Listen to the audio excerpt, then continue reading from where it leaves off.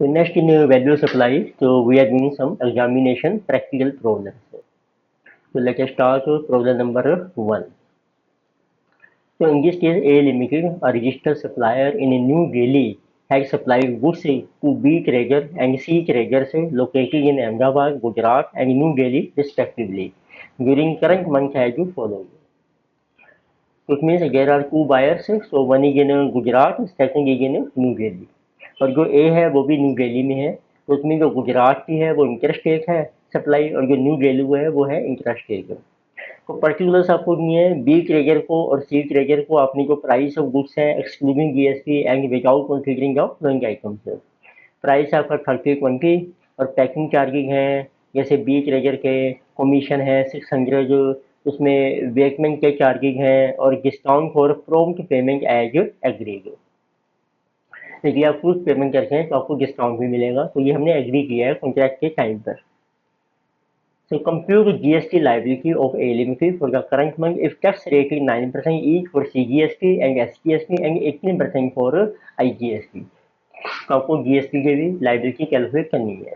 तो पहले हमें चाहिए वैल्यू कितनी है सप्लाई की, तो लेके से सप्लाई की वैल्यू जो है to B Treasure and C Treasure, हमने पहले मेंशन कर दिया किस टाइप की सप्लाई है। बी को हो रही है इंटरस्टेट, गुजरात में कर रहे हैं, और सी ट्रेजर दिल्ली में ही है, वो है इंट्रास्टेट आपकी। तो एप्लीकेबल जीएसटी रेट हो गया, इंटरस्टेट में आईजीएसटी लगेगा 18% और इंट्रास्टेट में सीजीएसटी और एसजीएसटी लगेंगे 9% ईच। अब आते हैं टैक्सेबल वैल्यू सप्लाई क्या लेंगे हम, प्राइस ऑफ गुड्स हैं, पैकिंग चार्जेज हैं, प्लस कमीशन है, प्लस वेटमेंट चार्जेज हैं, माइनस टैक्स डिस्काउंट। तो पहले वाले केस में देखो उसमें दो चीज़ें हैं, पैकिंग चार्जेज और कमीशन है, तो वो दोनों ऐड हो जाएंगे आपके। तो 30,000 प्लस 900 और 600 जिसे 31,500, तो उसके ऊपर आपका जीएसटी आ जाएगा 18%, क्योंकि ये इंटरस्टेट है, आईजीएसटी लग जाएगा 5,670 का। अगर दूसरे केस में हमारे वेटमेंट चार्जेज हैं जो 1500 थे और 500 डिस्काउंट जो हमने एग्री किया है वो माइनस हो जाएगा, इसमें ये वैल्यू बन जाएगी 20,000 plus 1500 minus 500 is equal to 21,000। तो जिससे ये उसका सीजीएसटी और एसजीएसटी दोनों कैलकुलेट हो जाएंगे 21,000 के ऊपर, गेट इज ओवर 9%। राइट, नेक्स्ट आते हैं problem number second. So in this case, Miss Sonia purchases a Sony television set costing 55,000 from Melody House in exchange of her existing TV set, जिसमें हम नया टीवी सेट परचेज कर रहे हैं और पुराना एक्सचेंज कर रहे हैं। After bargaining the shop manager agrees to accept ₹48,000 instead of his quote of ₹51,000। तो वो रेडी हो गया है, 51,000 उसने दिया था प्राइस 55, ठीक है, और उसकी वजह 51 पर वो एग्री हो गया 48,000 पर। As he would still be in a profitable position. The old TV can be sold for 8,000 in the open market, determine the value of supply of new TV set। तो एक्सचेंज ऑफर में हमारा ये होता है कि जो आपको price पे कर रहे हो और प्लस जो मॉनिटरी वैल्यू है नॉन मॉनिटरी आइटम की वो भी आपने लेनी होती है। जिसे as per rule 27A where the price is not sole consideration for the supply, the open market value would be the value supply. तो फर्स्ट प्रेफरेंस पर उसमें ये भी है रूल 27A में कि फर्स्ट प्रेफरेंस है कि जो नया प्रोडक्ट आप परचेज कर रहे हो जैसे न्यू टीवी है, उसकी देखो ओपन मार्केट वैल्यू क्या है, वो हमें दे रखी है जैसे कि 55,000, therefore 55,000 would be the value of supply. लेकिन ओपन मार्केट वैल्यू ना ही होती फिर हमने लेना था जितना प्राइस आप पे कर रहे हो, जैसे 48,000 पे किया था हमने, प्लस जो पुरानी टीवी की ओपन मार्केट वैल्यू है वो उसमें ऐड हो जाएगी, 48 प्लस 8 56 बन जाती। बट फर्स्ट वो है रूल 27 जो आगे बी जा जाएगा, पर हमारा रूल ए अप्लाई हो गया, सीक्वेंस में चलना है, तो इट इज 55,000 जिसकी open market value of new television set which is purchase. Problem 3, mister Sohan purchasing 1,000 luxor ink pens worth ₹50,000 from Gilas paper merchants.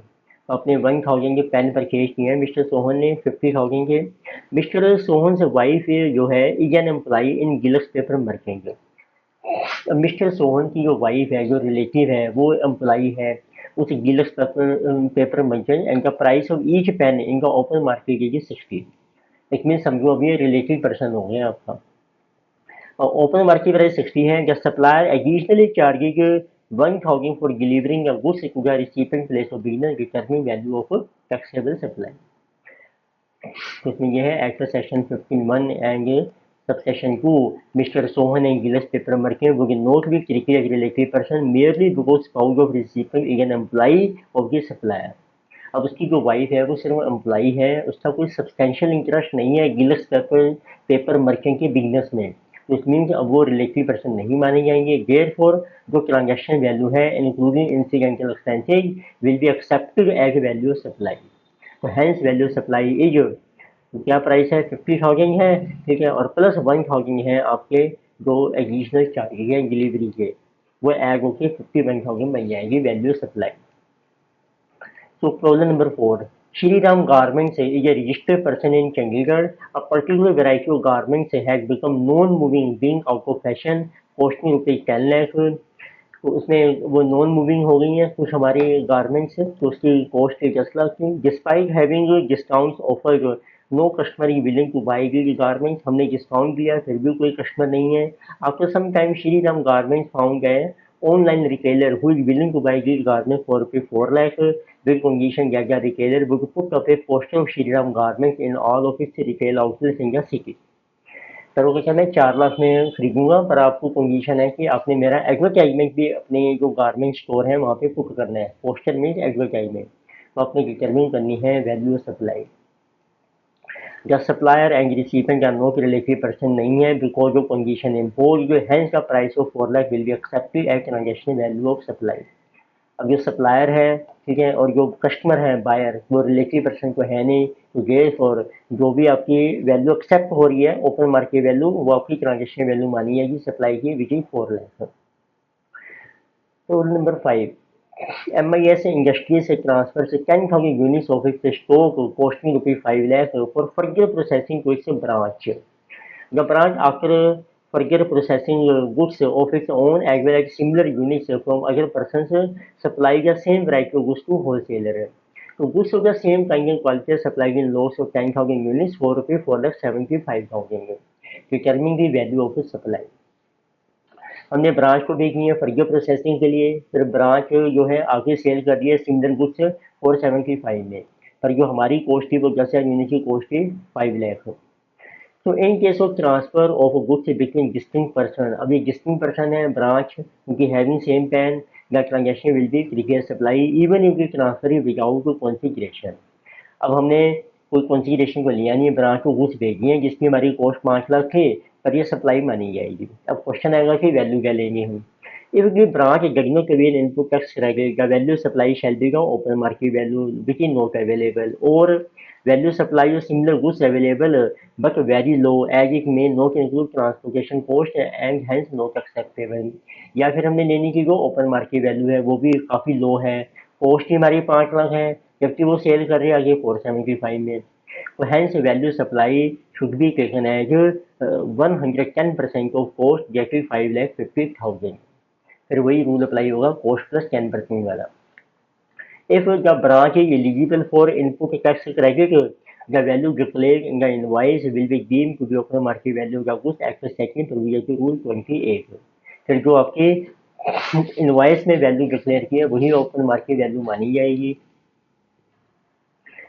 ठीक है, तो वो आपकी वैल्यू ऑफ सप्लाई बन जाएगी, तो वो हमें मेंशन नहीं की है। तो प्रॉब्लम 6, तो ABC limited owns A limited and B limited. अब एबीसी की दो कंपनीज हैं ए और B. A limited is engage in painting of interiors of the buildings and B limited is engage in painting of plant and machinery. A limited gets contract for painting of equipment to keep it free from corrosion for a fee of 5 lakh. A limited subcontract का work to be limited for 4 lakh. तो हमने ए को contract लिया, उसने 5 लाख की fees charge करनी है, ए ने आगे दे दिया बी को 4 लाख में and ensures supervision of the work performed by B Limited। Generally, B charges a fixed sum of 1,000 per hour to its clients. It spends 425 hours on this project, determining value of the supply। तो उस case में भी यही है as per rule 28, A limited and B limited are relative person हैं as both are owned by ABC limited, क्योंकि ABC का control है ए और बी के ऊपर। ओन का मतलब ये होता है कि 100% हमारा कंट्रोल है। वेयर फॉर जो प्राइस है of ₹4 lakh will not be accepted eight transaction value. उस केस में जो 4 लाख का प्राइस है, ए ने जो कॉन्ट्रैक्ट लिया है सब कॉन्ट्रैक्ट बी को 4 लाख का, वो एक्सेप्ट नहीं होगा। The value of service would be the open market value, हम लेंगे ओपन मार्केट वैल्यू, तो वो है आपकी 425 hours into 1000, 4,25,000। But if B Limited is eligible for full input tax credit, the value declared in the invoice shall be deemed to be open market value services जैसे 4 lakh.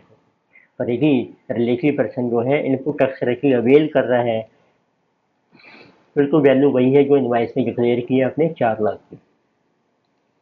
Rule number 7, Inalsa Appliances Limited daily has 20 agents located across the state of Haryana. The stock of food processors is dispatched on just-in-time basis. ये इनालसा है, ये food processor cell करती है, जो जिसको mixie की वगैरह कहते हैं हम, तो वो just in time basis to the location, just in हो गया, जब ऑर्डर आएगा तभी हम उसकी डिलीवरी ले लेंगे। To the locations of the agency based on orders on weekly basis, तो हम अपने एजेंट को सप्लाई भेज देते हैं वीकली बेसिस पे। Inalsa is also engaged in wholesale supply of food processor in daily, और वो होलसेल पे भी सेल कर रही है, अपने एजेंट के थ्रू भी कर रही है। Any agent placing an order for dispatch of 50 units on 20th April, Inalsa has sold 50 units to a retailer in Delhi for 5 lakh, और हमने इसी टाइप के जो यूनिट्स थे वो हमने रिटेलर को सेल किए 5 लाख के। अब जो हम डिस्पैच कर रहे हैं ना एजेंट को, तो एजेंट से अभी प्राइस को चार्ज नहीं कर रहे हम। द एजेंट इफेक्ट्स का सेल होगा 50 यूनिट्स टू डीलर, और बाकी में आगे एजेंट ने सेल करी है 11,000 पर यूनिट के ऊपर। जब एजेंट के थ्रू सप्लाई होती है उसके देखते हैं क्या रूल्स हैं हमारे, डिटरमिन करो taxable value supply by Inalsa to its agent. उसने कहा as per rule 28 the value supply would be इधर हम ले सकते हैं ओपन मार्केट वैल्यू, या फिर लिखें 90% of the price charge by the agent from its customers at the option of the supplier. दोनों ऑप्शन है आपके पास।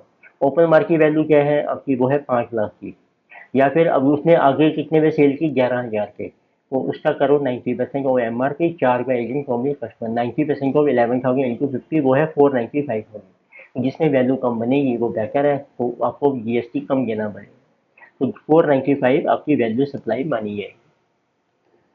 Problem 8, a landlord receives a monthly rent of 50,000 where building maintenance of 4,000 per month is borne by landlord।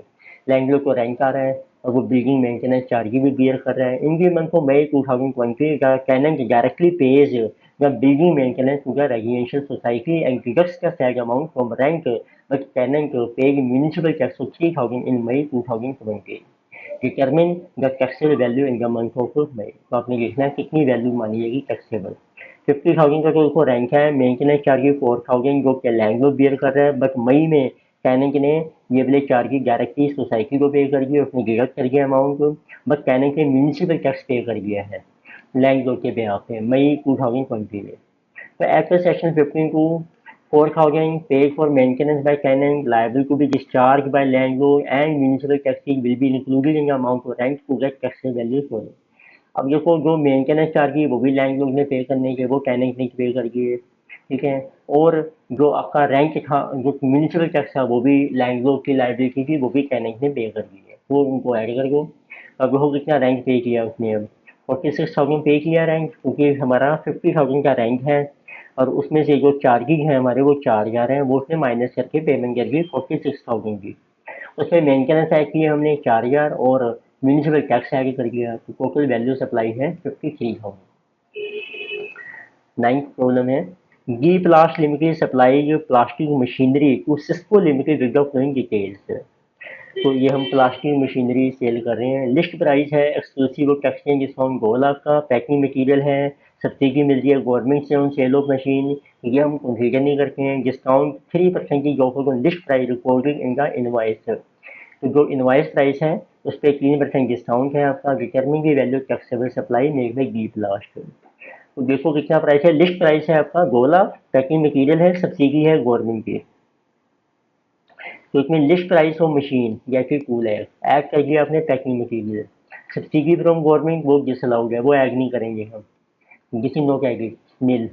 207 और cash discount मिल जाएगा आपको 3%, जो list price है आपका 2 लाख का, विच इज ओवर 6,000, तो 201,000 आपकी वैल्यू आ जाएगी सप्लाई की। Problem number 10, golden forest limited registered in Mumbai, ये मनी चेंजर है ये। एक undertaking of flowing purchase and sale of foreign currency during a month of April, तो फॉरेन करेंसी की सेल परचेज हो रही है। $5,000 are purchase at the rate 69 और आरबीआई का रेफरेंस रेट के पास अवेलेबल है, तो उसका जो डिफरेंस है वो हमारी सप्लाई बन जाती है। अच्छा, सेकंड केस है $20,000 are sold at the rate of 68.5, RBI reference rate is not available, determine value supply. देखो जो आरबीआई का रेफरेंस रेट है सेक्शन का सेक्शन जिसे रूल 32(2)A है हमारा, आरबीआई रेफरेंस रेट में से माइनस कर दो बाइंग रेट को $, उनका जो डिफरेंस है इनके यूनिट से, तो वो आपकी वैल्यू सप्लाई आ जाएगी। तो RBI rate is how much 69.60 और हमारा रेट है 69, तो इट मीन्स 60 पैसा इंटू 5,000 3,000। तो और जब आपका 1% को gross amount in INR received, तो आपको इंडियन रुपये में कितना अमाउंट मिल रहा है सेकंड केस में, जैसे कि 68.5 है और 20,000, तो ये बन जाएगा 13,700, उसका 1% आ गया। एंड जो ग्रोस अमाउंट को करेंसी एक्सचेंज, जैसे ये which one is this, let us see, हाँ जी 5,000 यूनिट्स में, तो ये दूसरा रूल है। अच्छा, ये तो फर्स्ट रूल है, देखो आपका दोनों रूल से आपने निकालना है इन ईच होगा above cases in terms of rule 32(2)A and 32(B। तो 32(2)A में को ये था जब आरबीआई का रेफरेंस रेट है तो कोई डिफरेंस लेंगे हम, और जब रेट नहीं है तो 1% लेंगे, तो टोटल वैल्यू बन गई सप्लाई की 3,000 और 13,700। अच्छा, रूल 32 सब रूल 2 क्लोज बी, उसमें ये था आपका जो ग्रोस अमाउंट है करेंसी का वो निकालेंगे रुपीज में, गेट वन ये कमिंग को भी 5,000 इंटू 69, राइट, विच उसके ऊपर लेंगे हम अब अप टू 1,01,000 है हमारी चार्जेज, उसके बाद जो अबव बैलेंस है 245 उसके ऊपर के 0.5%, तो ये आपकी वैल्यू आ जाएगी सप्लाई की 2,225, राइट, वैल्यू सप्लाई 1,000 प्लस 0.5% को gross amount minus 1,00,000।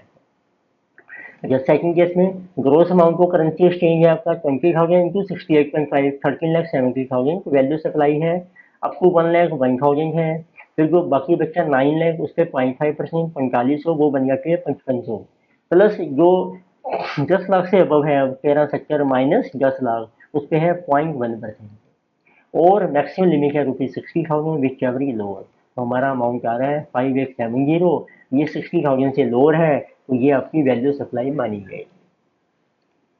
Roll number 11, ABC company manufactures customized products at its unit situated in Delhi at a cost of production of 20 lakh for 10,000 products. These products require further processing before sale, and for this purpose the products are transferred from Delhi unit to Senator unit in Haryana, तो उसको processing के लिए हमने दिल्ली से हरियाणा में कहीं भेजा है।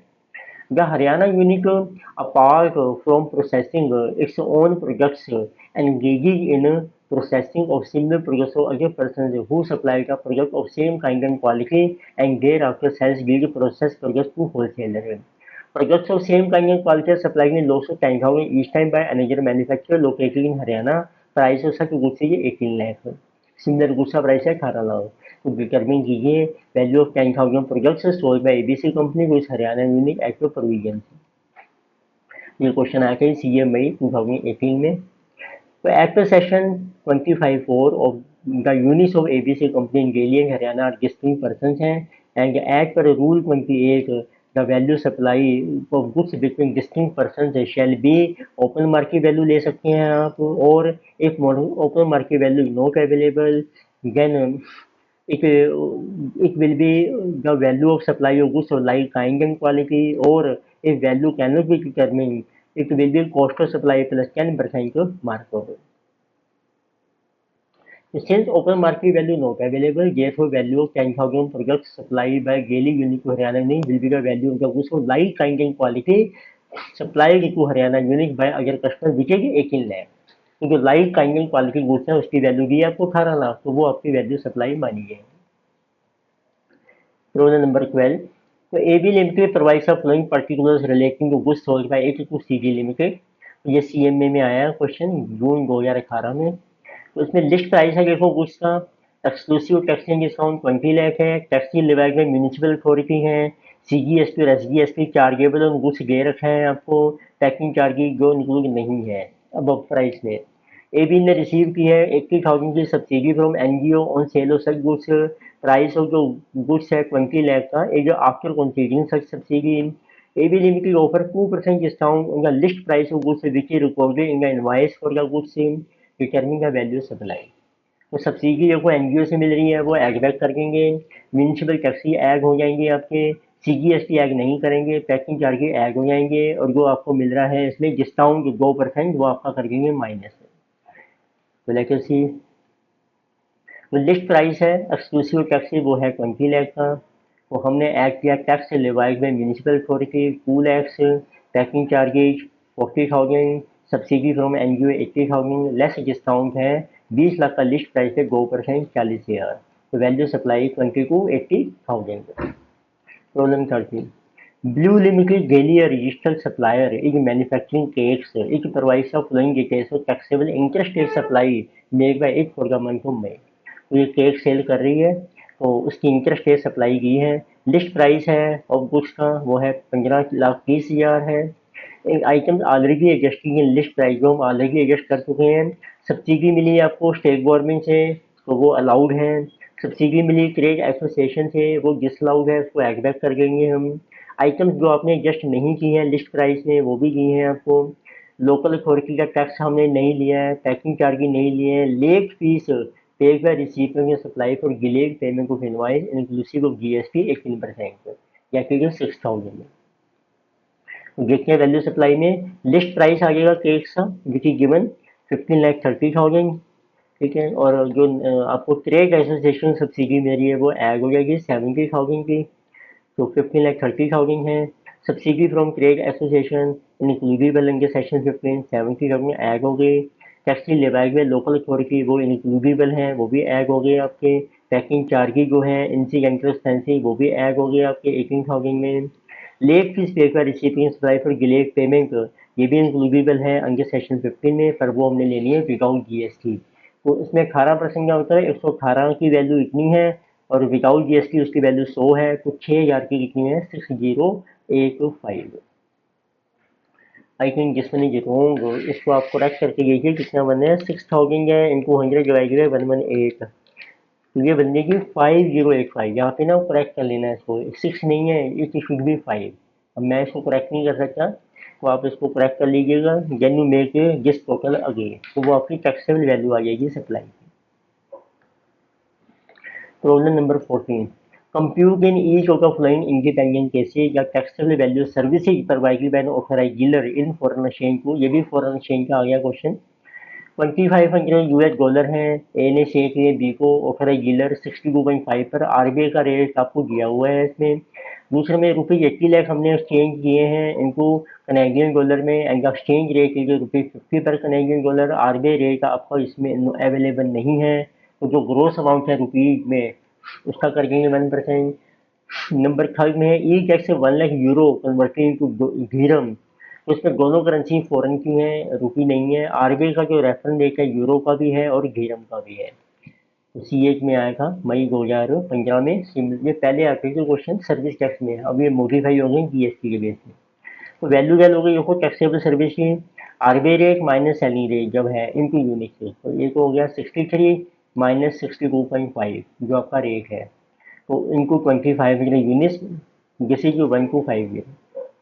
दूसरे में RBI reference rate is not available, तो हम लेंगे 1% को ग्रोस अमाउंट को INR, 1% को 80 लाख 80,000। थर्ड में नाइजर का करेंसी एक्सचेंज या INR रुपी नहीं है, तो हम लेंगे 1% को of lesser of the two amount in rupees, तो रुपी में कन्वर्ट करोगे तो एक वैल्यू आ रही है 1 लाख इंटू 70, एक आ रही है 5 लाख इंटू 16, 70 लाख और 80 लाख, लोअर है 70 लाख, उसका कर दो 1% 70,000, आपकी वैल्यू आ जाएगी टैक्सेबल सर्विस की, सप्लाई जिसे कहते हैं। अनदर क्वेश्चन है जो find out taxable value supply of services provided by Messrs RSN से partnership firm which registered service provider as a foreign exchange dealer purchaser and seller of foreign currency से related है।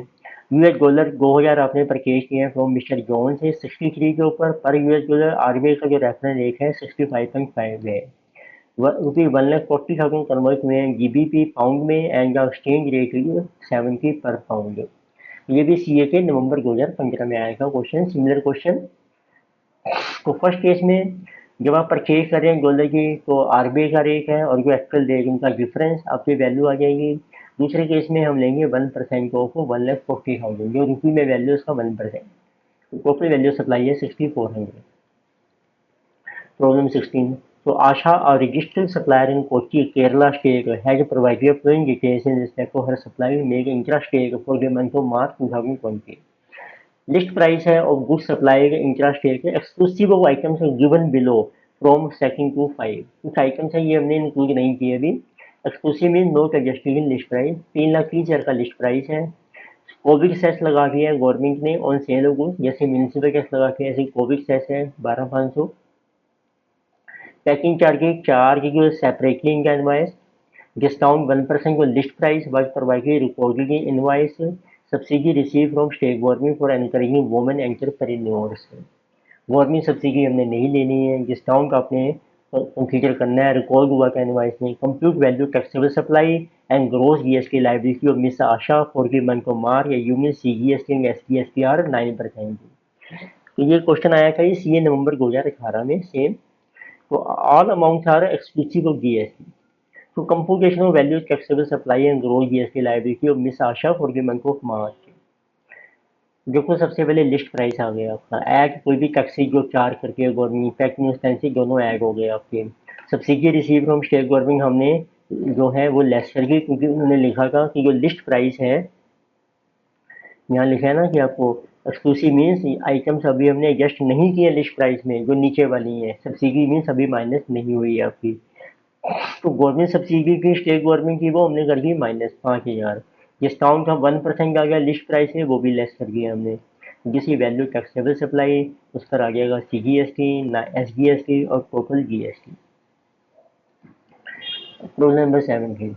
So M a trader dealing in solar cooker charge to 50,000 for supply of cooker to N, he has received the following subsidy. Subsidy directly linked to the supply and received from a charitable trust engaged in promotion of cooker, तो ये disallowed है। And ये subsidy from central government है as it also wants to promote solar power, ये हमने less कर देनी है, इसको इंक्लूड नहीं करेंगे। इकनॉमिक वैल्यू सप्लाई है सोलर कुकर। तो आपको दो तो हमने प्राइस चार्ज किया है 50,000 है फॉर सप्लाई, ये है रिसीव्ड ऑफ सब्सिडी। तो 50,000 में आप ऐड कर दो जो सब्सिडी है चैरिटेबल ट्रस्ट की विच इज 16,000, वो ऐड कर दो, गवर्नमेंट की ऐड नहीं करेंगे हम। वैल्यू सप्लाई आ गई 66,000। ये CA में दिसंबर 2019 में आया है, सेम क्वेश्चन आपको। Another one is problem 18. So Prithvi Stark Products of Mumbai supplied 100 tons of maize starch to its agent Ramco of Ahmedabad on 10th May 2020. In the delivery challan, the taxable value of the product was 2,300 per ton. On the same day, Ramco supplied 60 kg of maize starch for same kind and quality at a price of 2,900. देखो हमारी open market value जो invoice में 23 है, पर आगे रैमको कौन है, रैमको हमारा एक एजेंट है, आगे एजेंट ने सेल किया रैमको ने 2,900 के ऊपर पर टन। तो further on the same day Ramco ने परचेज किए हैं ऑन ही जो own account 125 ton of maize starch from another independent supplier which is same kind और सेम काइंड क्वालिटी का जो प्राइस है मार्केट में वो है 2,700। इनकी tax invoice issued by the said independent supplier. So what is the value of taxable supply in the hands of Prithvi Stark Products Act Rule 29A of CGST rules? तो CMA में आया है दिसंबर 2019 में। तो as per Rule 29A, the value of taxable supply made by Prithvi Stark Products shall be open market value लेंगे हम, which is how much open market value है आपके 2,700 जो आपने शो की थी टैक्स इनवाइस में। 2,700 पर ton means 2,70,000 or where the exercise of option of as 90% of sale value of agent, या फिर जिस प्राइस पे एजेंट सेल कर रहा है उसका 90%। तो रैमको ने सेल की है, आगे वो आपको दिया होगा देखो, तो जैसे 2,900 Ramco supplied 60 kg maize starch of same kind and quality 2,900, तो उसका लीजिए 90% of 2,900 into 100 which is coming to 61,000 या फिर टू 70,000, तो जिसमें से लोअर है वो बेटर है, hence lower value shall be prefer, जैसे 2,61,000 इज वैल्यू टैक्सेबल सप्लाई।